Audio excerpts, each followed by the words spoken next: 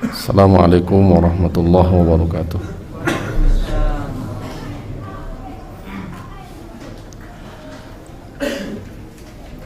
Alhamdulillah, nahmaduhu wa nasta'inuhu wa nastaghfiruh wa na'udzu billahi min syururi anfusina wa min sayyiati a'malina. May yahdihillahu fala mudhillalah wa may yudlilhu fala hadiyalah. Asyhadu an la ilaha illallah wahdahu la syarikalah wa asyhadu anna Muhammadan abduhu wa rasuluh. Allahumma shalli ala Muhammadin wa ala ali Muhammad kama shallaita ala ali Ibrahim innaka Hamidum Majid. Wa barik ala Muhammadin wa ala ali Muhammad kama barakta ala ali Ibrahim innaka Hamidum Majid.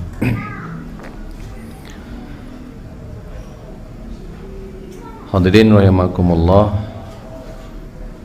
senantiasa kita memanjatkan puji dan syukur kita kepada Allah Rabbul Alamin. Alhamdulillah, pada kesempatan yang sangat berbahagia ini kita kembali dipertemukan oleh Allah dalam kajian rutin dasar-dasar akidah yang diambil dari kitab Mukhtasar Ma'arij Al-Qabul, dengan harapan mudah-mudahan Allah Rabbul Alamin memberikan karunia kepada kita semua ilmu yang bermanfaat, menuntun kita semua kepada hidayah dan taufiknya. Kemudian hadirin rahimakumullah, salawat dan salam dilimpah curahkan kepada suri tauladan kita semua Nabi Muhammad sallallahu alaihi wasallam. Pada tema kali ini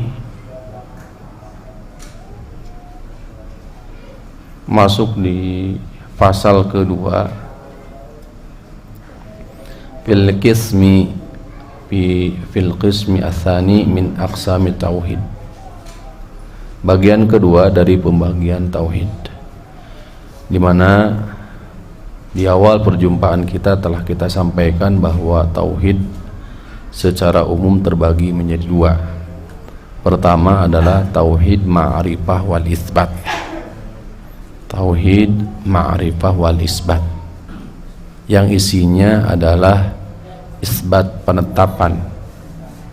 Allah Rabbul Alamin menetapkan tauhid rububiyah dan menetapkan asma sekaligus sifatnya.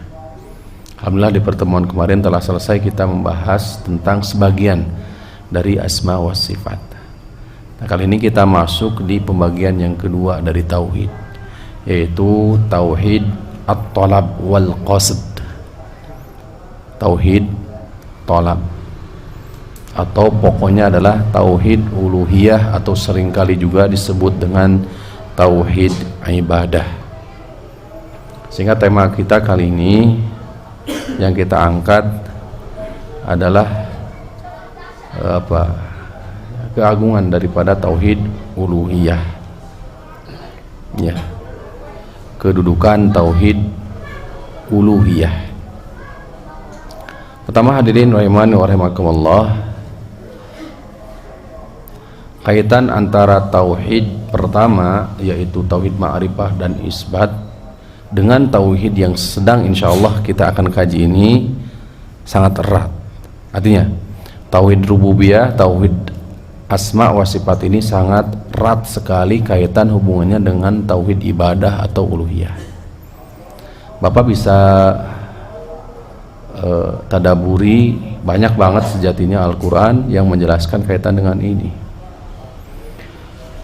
Salah satunya saja di antara Quran surah Al-Baqarah ayat 21-22, di mana Allah Rabbul Alamin berfirman di ayat ini, a'udzubillahi minasyaitonirrajim, ya ayyuhan nasu ubudu rabbakumul ladzi khalaqakum walladzina min qablikum la'allakum tattaqun alladzi ja'ala lakumul arda firasha was samaa binaa wa anzala minas sama'i ma'an fa akhraja bihi minas samarati rizqan lakum fala taj'alu lillahi andada wa antum ta'lamun. Kata Allah di ayat ini, wahai seluruh manusia, beribadahlah kalian kepada Rabb kalian. Nah, ini adalah perintah ibadah, sekaligus ini adalah isbat tauhid ibadah atau uluhiyah. Ya. Ayat ini, dua ayat ini dikatakan oleh para ulama diawali dengan nida, ya ayuhan nasu, seruan, kalimat seruan. Ibu-ibu kakuping, aduh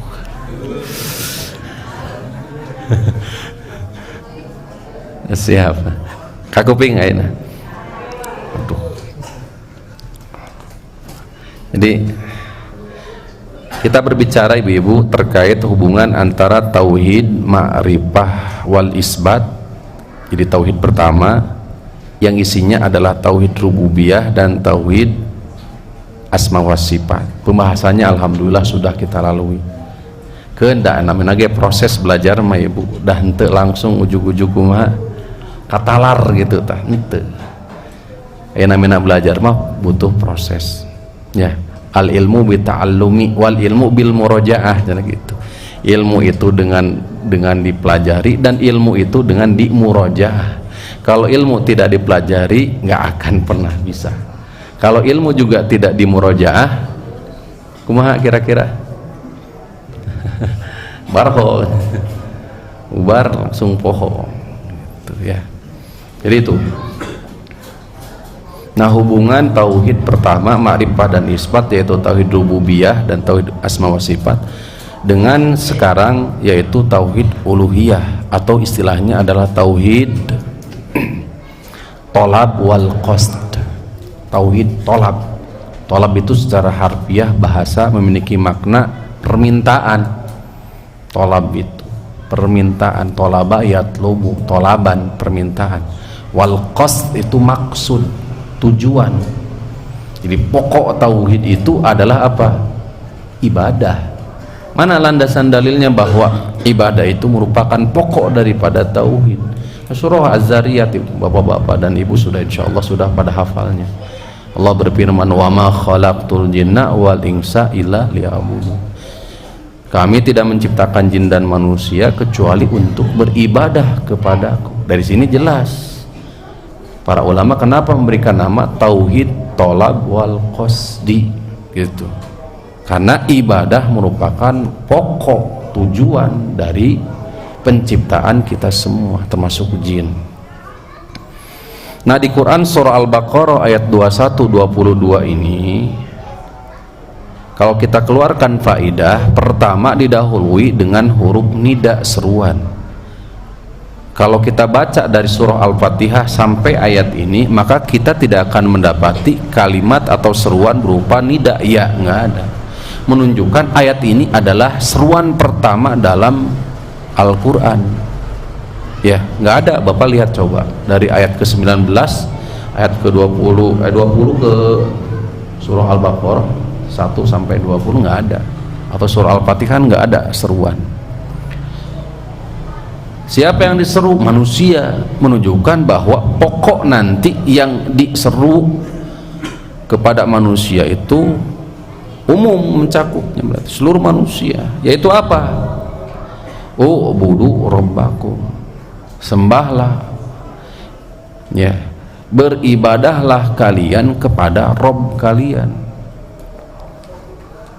Tuh, alladzi khalaqakum, yang telah menciptakan kalian dan orang-orang sebelum kalian agar kalian bertakwa. Yaitu zat yang telah menciptakan kalian, alladzi ja'ala lakum, yang telah menjadikan untuk kalian bumi hamparan, langit sebagai tiang, kemudian Allah turunkan dari langit air, fa akhraja bihi minas samarati rizqan lakum, keluarlah darinya, yakni dari bumi, buah-buahan sebagai rezeki untuk kalian. Lihat, fala taj'alu lillahi andada wa antum ta'lamun. Janganlah kalian menjadikan andada, sekutu bagi Allah, sedangkan kalian mengetahui. Di Al-Baqarah ayat 21 ini ada perintah sekaligus menandakan perintah pertama, di mana kita tidak mendapati ada perintah sebelumnya. Apa pokok perintahnya? Yaitu ubudu, ibadah. Kemudian juga kita juga tidak akan mendapati larangan. Fala taj'alu lillahi andada wa antum ta'lamun. Jangan kalian menjadikan terhadap Allah itu sandingan atau sekutu. Kita nggak akan mendapati ayat-ayat sebelumnya dari Quran surah Al-Baqarah ini atau surah Al-Fatihah berupa larangan, nggak ada. Nah, apa pokok yang dilarang? Yaitu syirik. Pokok yang diperintahkan adalah ibadah, pokok yang dilarang adalah apa? Syirik. A'zamu ma amara bihi at-tauhid. Jadi perintah utama Allah Subhanahu wa taala atas kita semua, Bapak-bapak, Ibu-ibu, adalah tauhid. Dan larangan yang paling utama dari kita semua, atas kita semua, adalah apa? Syirik. Kata Imam Ibnu Katsir rahimahullah taala, al-khaliqu li hadhihi al-asya'a huwa mustahiqun lil ibadah. Pencipta ini semua, pencipta apa? Pencipta manusia, pencipta kita semua, orang-orang sebelum kita semua, pencipta langit, pencipta bumi, langit, kan gitu ya disebutkan di ayat ini. Rezeki, air hujan dari langit semua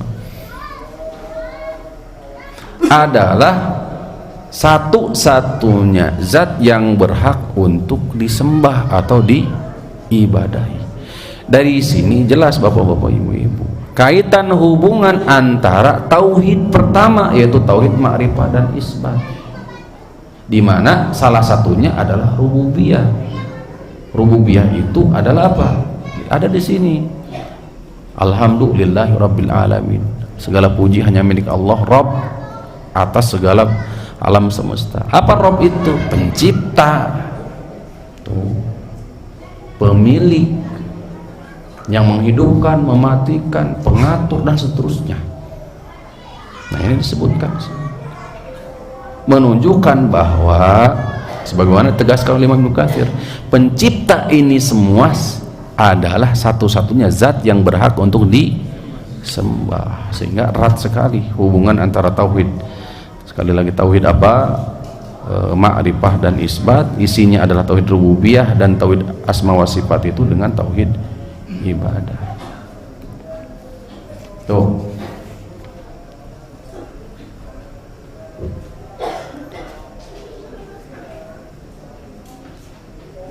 Artinya fa innahu la yakunu ilahan mustahiqan lil ibadati illa man kana khaliqan raziqan malikan mutasarrifan mudabbiran li jami'il umur.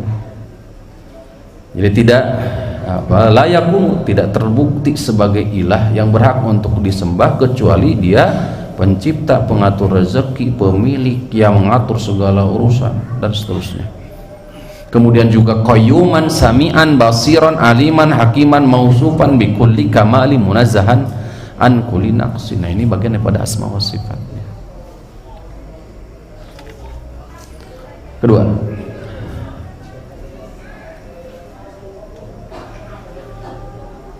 apakah, saya berawal dari sebuah pertanyaan, apakah dengan mengimani tauhid rububiyah cukup walaupun tidak berbuah ibadah? Maka sejatinya jawabannya sudah diketahui, itu tidak cukup. Kalau kita meyakini bahwa seluruh bahwasannya yang menciptakan seluruh alam semesta itu adalah Allah, tapi kita tidak beribadah, kira-kira cukup enggak? Enggak cukup, karena keyakinan ini sama persis dengan keyakinan kaum musyrikin di masa Rasulullah.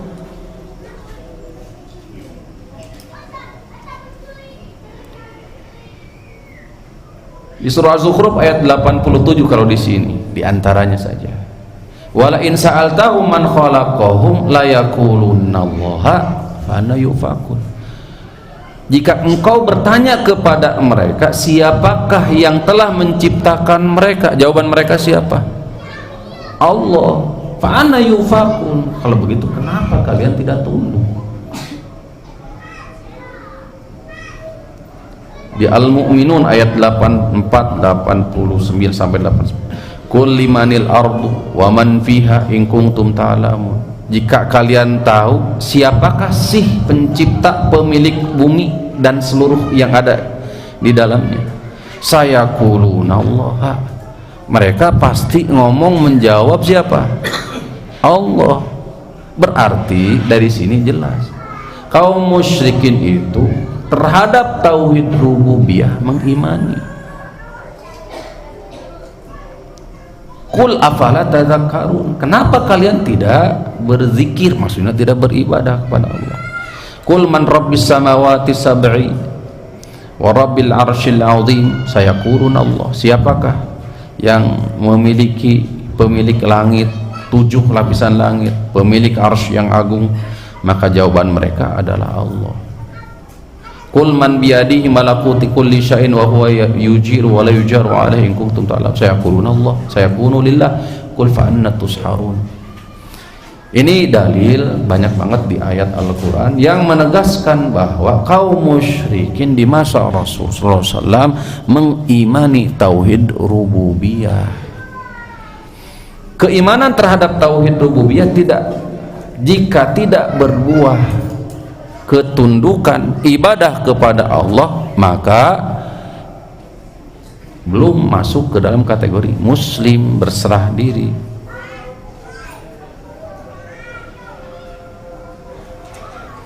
Tuh. Fallahu ta'ala bihadihil ayat, di ayat-ayat ini Allah mengingkari kaum musyrikin iraduhum ala tauhidihi ta'ala bil ibadati, mengingkari kaum musyrikin yang menentang tauhid ibadah. Ketika datang Rasulullah membawa tauhid la ilaha illallah, kata para Rasul mengatakan qulu la ilaha illallah tuflihu, ucapkanlah oleh kalian la ilaha illallah tuflihu, pasti kalian akan bahagia. Jawaban mereka apa? Di Quran surah Shad ayat 5, aja'alal alihata ilaha wahida innahu la syai'un ujab, apakah kami harus menjadikan Tuhan-Tuhan kami yang banyak ini satu? Innahu la syai'un ujab, sesungguhnya itu termasuk perkara yang ujab, yang mengherankan, kata mereka. Tuh.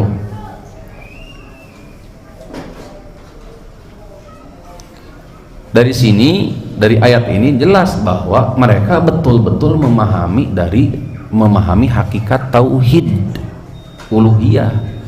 Tauhid uluhiyah itu tauhid au ifradullahi ta'ala bil ibadah, memurnikan ibadah hanya kepada siapa?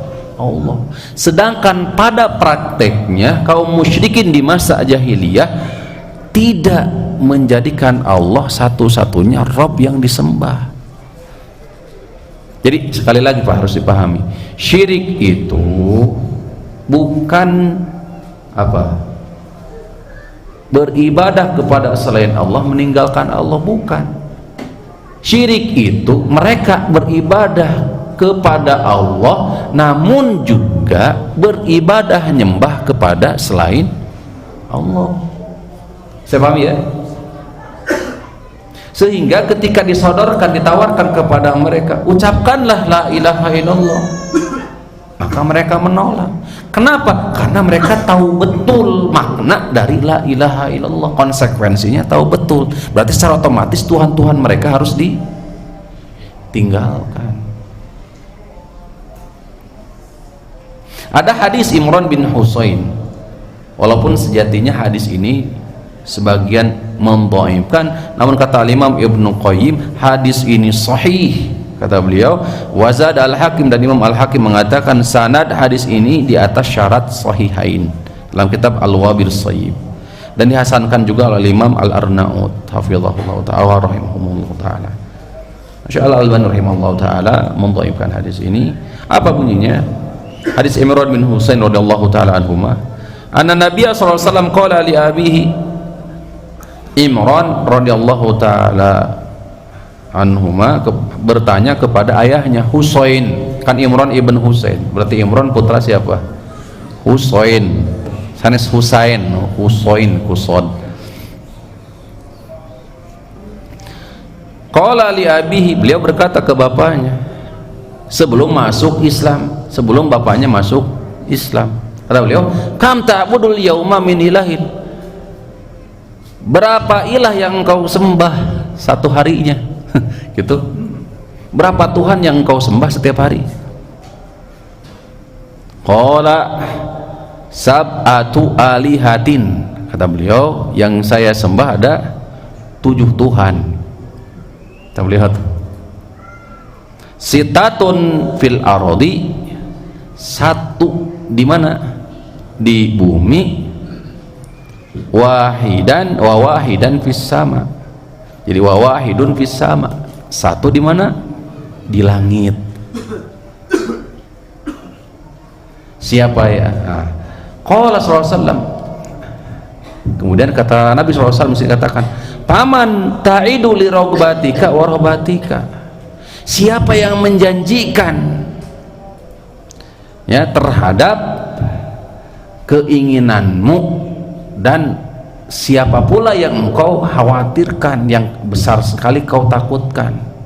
Kata beliau, qala alladhi bis-sama, sebelum masuk Islam, yang aku paling besar kekhawatiranku, takut sekaligus juga harapnya tinggi adalah kepada Tuhan yang ada di mana?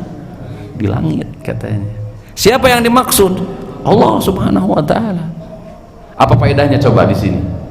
Faedahnya pertama, bahwa ibu-ibu, kaum musyrikin di kala itu betul-betul sudah mengakui bahwasanya Allah itu di mana. Nah, itu menguatkan pembahasan kita sebelumnya ya. Yang kedua, maksudnya di atas arsy ya, bersemayam di atas arsy. Nah, sudah dibahas. Yang kedua, faedahnya apa? Tadi kembali kepada makna dari syirik, bahwa syirik itu bukan beribadah kepada selain Allah dan meninggalkan Allah, tapi hakikat syirik itu apa?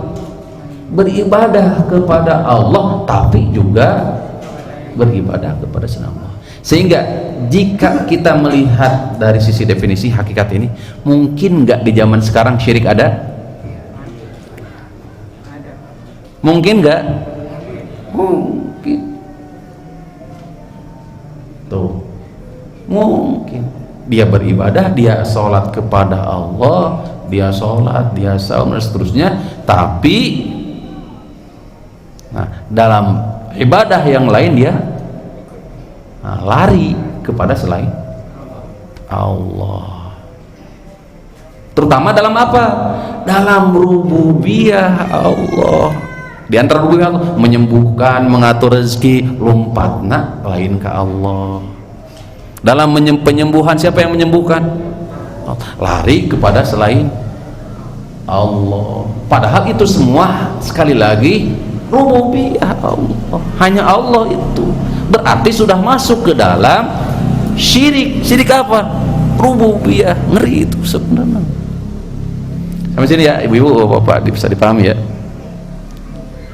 Kak kuping ya ibu ya.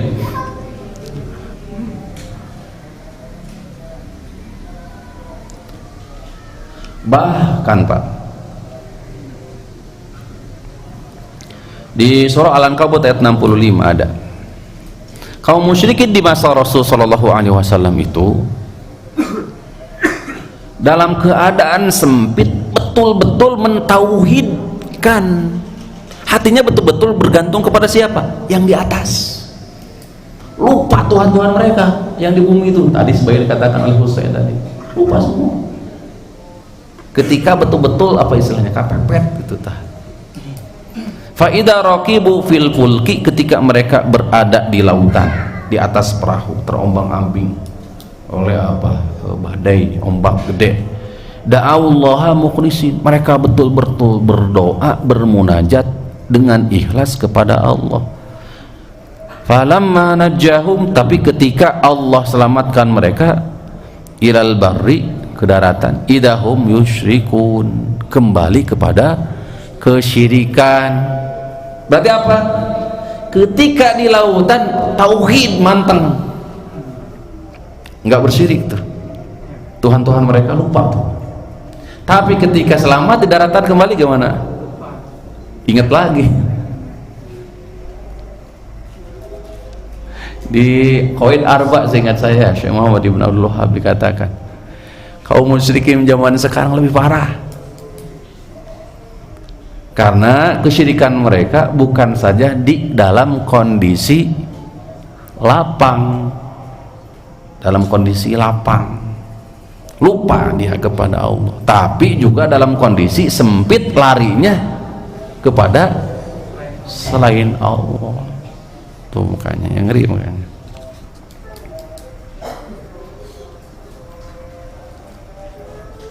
Talazumu anwa'i tauhid wa fasaduhu bi fasadi ahadihima.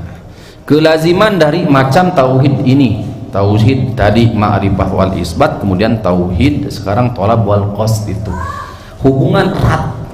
Ini dikuatkan ya dengan kerusakan. Maksudnya apabila madzakarnahu min anna ibadil awthan, anna ubadal awthani makrunun lillahi birububiyyati wa syahiduna bi tafarrudillahi ta'ala. Para penyembah berhala dahulu itu betul-betul memang mukirruna, ikrar mereka, mengakui rububiyah Allah. Tuh. Wa annahum innama asyraku billahi fil ilahiyah. Hanya saja mereka berbuat syirik itu dalam tauhid uluhiyah. Wa illa fa anwa'u tauhid mutalazimatun. Padahal sejatinya, padahal hakikatnya tauhid, antara kedua tauhid itu yakni tauhid pertama ma'rifah dan isbat, kemudian tauhid tolab wal qasd ini yakni tauhid rububiyah, tauhid asma wa sifat, dan tauhid sekarang tauhid uluhiyah itu sangat berkaitan erat. Faman sarafa ibadatan kadu'a liwathanin, jadi siapa yang memalingkan doa contohnya kepada berhala, wa talaba minhu, dia minta kepadanya, an yaktara lahu ma fihi maslahatuhu, ya,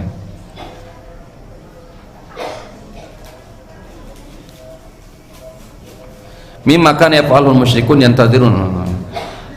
Paman fa'ala dzalika faqad nusiba lil wathani al qudratu, maka telah menyandarkan kemampuan rububiyah kepada berhala tersebut. Wa ilmil ghaib, termasuk ilmu ghaib. Wa ma la yaqdiru alaihi illallah, padahal yang tidak ada ilmunya, tidak mampu kecuali Allah. Ini rububiyah. Fasyirkuhum hadza fil ibadati yatadamanu syirkan fi rububiyah. Kesyirikan mereka dalam ibadah ya, terkandung di dalamnya syirik dalam rububiyah. Ketika mereka meminta kepada selain Allah dengan keyakinan bahwa si fulan atau alan bisa atau mengetahui alam gaib, bisa menyembuhkan ini dan itu, umpamanya bisa mengatur rezeki, bisa juga mengatur hujan umpamanya, kemudian dia datang ke situ kemudian meminta, maka ya, tauhid doa tadi kan mutadamminun, terkandung di dalamnya adalah kesyirikan terhadap rububiyah Allah dan menetapkan rububiyah kepada makhluk, makanya itu syirik. Wa hadzal amru dhahirun kadzalika fi ubadil qubur. Nah, ini juga nampak di istilahnya kalau di sini para penyembah kuburan misalnya gitu. Tuh. Karena hak orang yang ada di kuburan itu bukan dipinta doanya, tapi apa? Didoakan. Jadi hak yang ada di kuburan itu bukan dipinta doanya, karena sudah terputus. Yang ada adalah apa? Didoakan. Tuh.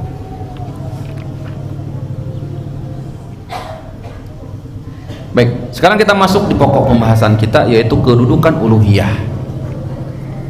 Kedudukan uluhiyah serta kaitannya dengan syahadat la ilaha illallah,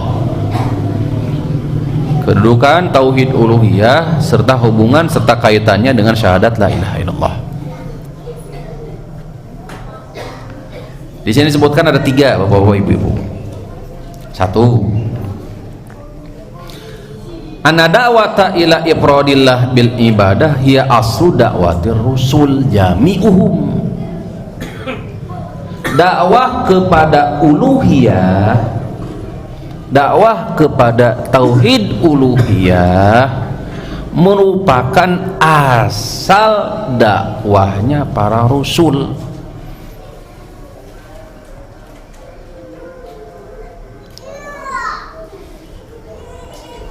Dakwah tauhid uluhiyah atau tauhid ibadah itu adalah asal dakwahnya para rasul. Maksud asal di sini, sebab itulah para rasul itu diutus. Itu maksudnya. Mana landasan dalilnya? Banyak ya. Surah Al-Anbiya ayat 25. Kemudian surah An-Nahl ayat 36. Allah berfirman tadi di Al-Anbiya ayat 25, wa ma arsalna min qablika mir rasulin illa nuhi ilaihi annahu la ilaha illa ana fa'buduni. Tidaklah kami utus seorang pun dari utusan sebelummu wahai Muhammad, kecuali kami perintahkan kepadanya untuk apa? Menyeru la ilaha illa ana, tidak ada ilah yang berhak diibadahi dengan sebenarnya kecuali aku. Pak buduni, maka hendaklah kalian beribadah kepadaku, gitu. Di An-Nahl ayat 36, walaqad ba'asna fi kulli ummatir rasulan an ibudullah wajtanibut tagut. Sungguh kami telah mengutus di setiap umat utusan agar mereka menyeru beribadahlah kalian kepada Allah dan jauhi tagut. Sama ya. Fahum wa in talah wa in ikhtalafat sara'i'uhum fi tahdidi ba'dil ibadat wal halal wal haram lam yakhtalifu bil asli. Walaupun mereka berselisih, walaupun mereka berbeda dari sisi syariat pelaksanaan halal haram, tapi mereka satu dalam tauhid. Di umat sebelum Nabi Muhammad SAW mereka tidak diperkenankan beribadah kecuali di mana? Di tempat ibadah mereka masing-masing, nggak boleh di tempat lain. Sehingga di antara 5 keistimewaan Nabi SAW lam yu'ta, tidak diberikan kepada umat sebelumnya, kepada Rasul sebelumnya. Waju'ilat liyal ardu masjidah wa tahura, telah dijadikan bumi tanah untukku sekaligus umatku masjid dan suci. Dulu enggak gitu. Jadi umat sebelumnya itu kalau hendak beribadah itu harus di mana? Di tempat yang sudah ditetapkan. Bapak-bapak coba lihat bagaimana saumnya Nabi Daud, bagaimana saumnya para umat terdahulu, berbeda-beda. Demikian pula dalam sisi ghanimah, rampasan perang kan berbeda. Kalau dulu mah ghanimah itu tidak boleh, haram hukumnya untuk dikonsumsi, dimakan, tapi murni harus disedekahkan, harus diinfakkan. Bagaimana tandanya? Biasanya isyaratnya dengan apa? Turun petir langsung membakar. Kalau infak sodako itu diterima, dulu itu demikian.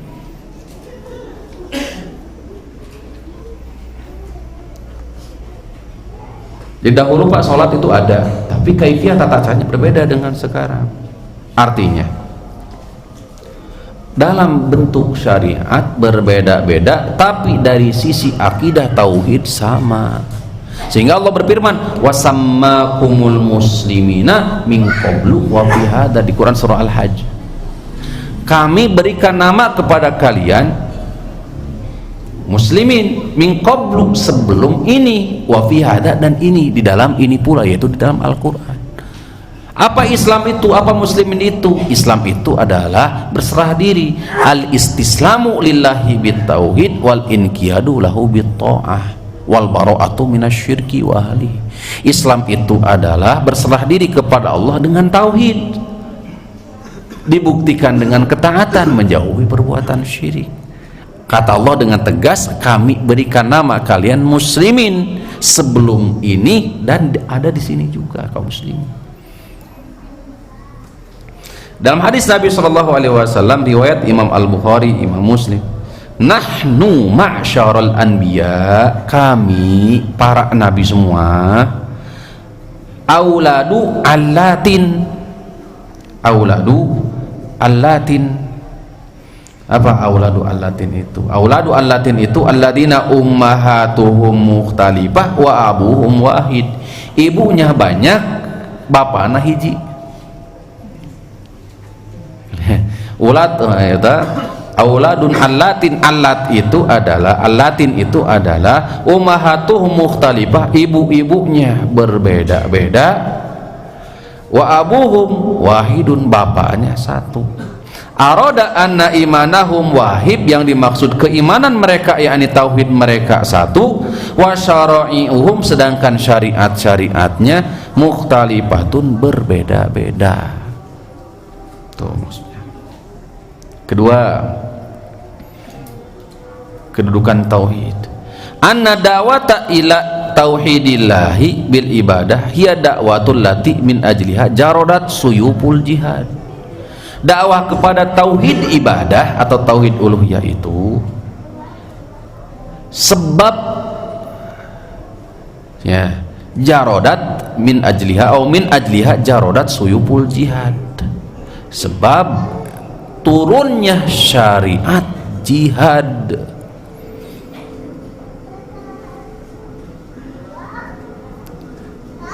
Ya ayyuhalladzina amanu ya ayyuhan nabiyyu jahidil kuffara wal munafiqin waghlud alaihim, wahai nabi, perangilah orang-orang kafir dan orang-orang munafik, bersikap keraslah kepada mereka. Tuh, umirtu an uqatilan nas, dalam hadis aku diperintahkan untuk membunuh atau memerangi seluruh manusia, sehingga mereka mengucapkan dua kalimat syahadat. Tuh, faida fa'alu dzalika asamu minni dima'ahum wa amwalahum ila bihaqil Islam. Jika mereka menunaikan, menerima, maka terpelihara darah, harta, ya kecuali dengan hak Islam. Jadi sekali lagi, dakwahnya tauhid ilahiyah ini adalah dakwah yang dengannya terjadi perselisihan, ya, terjadinya jihad fisabilillah itu. Baik, yang ketiga, anna tauhida al-uluhiyah huwa ma'na syahadati alla ilaha illallah. Tauhid uluhiyah itu adalah pokok sekaligus kandungan dua kalimat syahadat. Artinya, orang yang masuk Islam maka wajib baginya ikrar dua kalimat syahadat. Sehingga mempelajari tauhid uluhiyah sama artinya dengan mempelajari dua kalimat syahadat. Berarti sama hukumnya. Seseorang belum bisa dikatakan dia masuk Islam kecuali setelah ikrar dua kalimat. Maka sama pula maknanya, berarti seseorang belum bisa tauhidnya lurus kecuali betul-betul dia memahami tauhid uluhiyah. Karena jika tidak demikian maka terjerumuslah kepada kesyirikan. Innahu man yusyrik billah faqad haramallahu alaihi aljannah wa ma'wahu annar. Siapapun yang berbuat syirik, Allah haramkan surga, tempat kembalinya kemana? Neraka. Itulah ancaman. Wallahu ta'ala ala wa alam. Tiga kedudukan dari apa? Tauhid uluhiyah. Wassallallahu ala nabiyina Muhammadin wa ala alihi wa sahbihi wasallam. Kita lanjutkan bismillah setelah salat.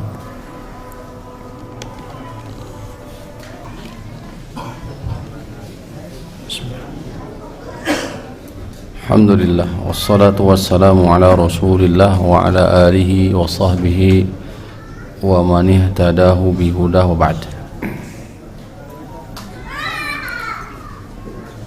Telah disebutkan di antara kandungan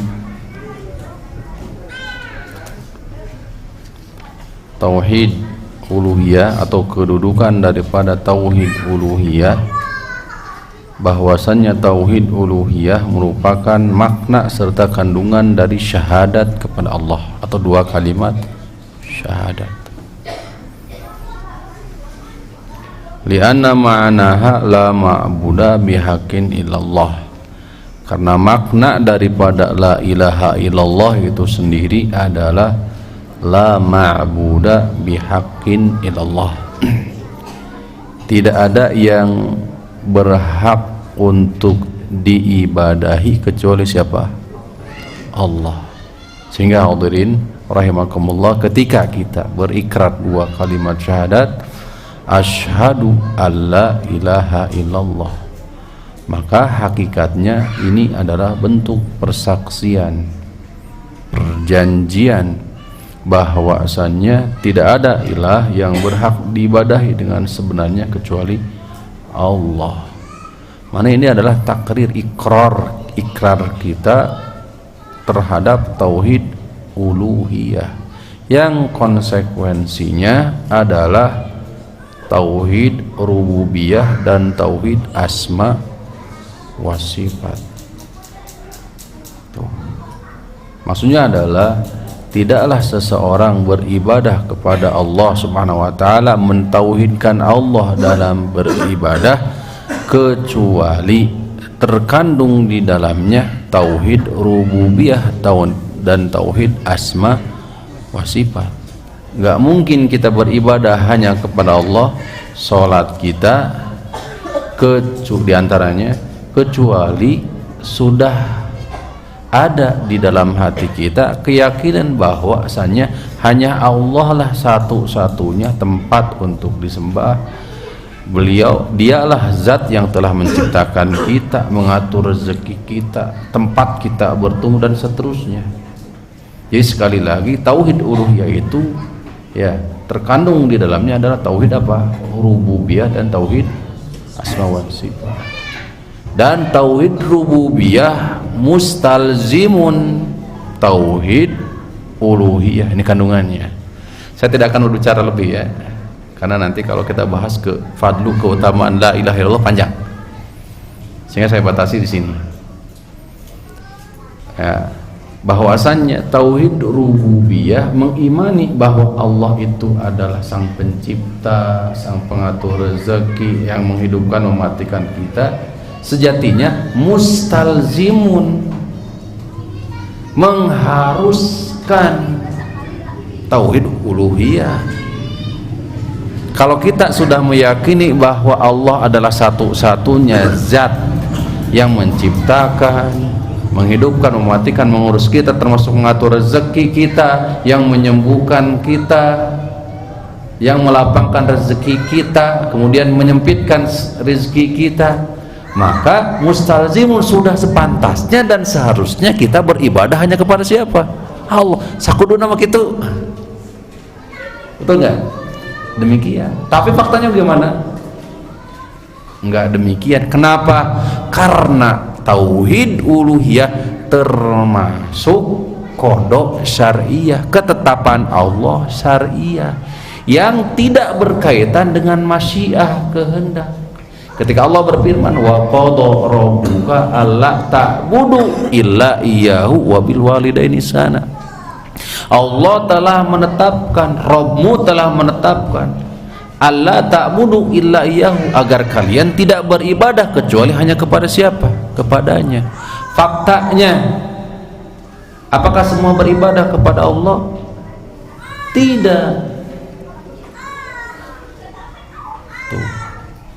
Apakah semua birrul walidain, semua anak birrul walidain berbakti kepada kedua orang tua? Enggak. Padahal kan jelas Allah sudah menetapkan, karena qada di sini terbagi dua, Pak. Ketetapan itu ada dua. Satu ketetapan kauni, Yang kedua, ketetapan syar'i. Ketetapan kauni itu yaitu ketetapan yang berkaitan dengan kun fayakun. Innama amruhu idza arada syai'a ayyaqula lahu kun. Ketika Allah sudah menghendaki, maka Allah berfirman jadilah, pasti jadi. Maka ini tidak berkaitan, berhubungan dengan cinta dan ridho Allah. Sehingga ada mukmin yang ada yang kaya, ada miskin. Masalah kaya miskin itu tidak mengenal mau muslim, mau yang beriman, mau kafir. Ada masalah kaya miskin mah itu yang muslim ada yang kaya, ada yang miskin. Sekarang orang kafir ada yang kaya semua enggak? Karena sekali lagi tidak berkaitan dengan cinta dan ridho. Tapi kalau sudah berkaitan dengan perintah Allah, ibadah, seperti tadi surah Al-Isra ayat 23, seperti apa tadi, beribadah hanya kepada Allah, birrul walidain. Ini berkaitan dengan masyiah, cinta dan ridho Allah. Sehingga tidak semua, hanya saja konsekuensinya, buah hasil ketika kita berada dan melakukan, mengamalkan ketetapan syariah ini akan dicintai dan diridhoi oleh siapa? Allah. Ditolong, dikuatkan, ma'iyatullah, kebersamaan Allah secara khusus dapat. Berupa apa? Ya tadi, taufik, kemudahan dalam rangka beramal soleh. Hadirin rahimani wa rahimakumullah, saya kira cukupan sekian aja. Mudah-mudahan pokok intinya di pembahasan kali ini bisa dipahami. Berbicara tentang apa? Kedudukan tauhid uluhiyah, baik berkaitan dengan tauhid ma'rifat dan isbat, ya sebagai tauhid apa ini? Tolab dan qasd ini, atau berkaitan dengan kedudukan tauhid uluhiyah itu sendiri. Tadi sudah disampaikan. Barangkali itu sekali lagi yang bisa kita sampaikan, kurang lebih kami mohon maaf. Aqulu qauli hadza wa astaghfirullah li wa lakum wa lisairil muslimin. Subhanakallahumma rabbana wa bihamdika asyhadu an la ilaha illa anta astaghfiruka wa atubu ilaik. Assalamualaikum warahmatullahi wabarakatuh.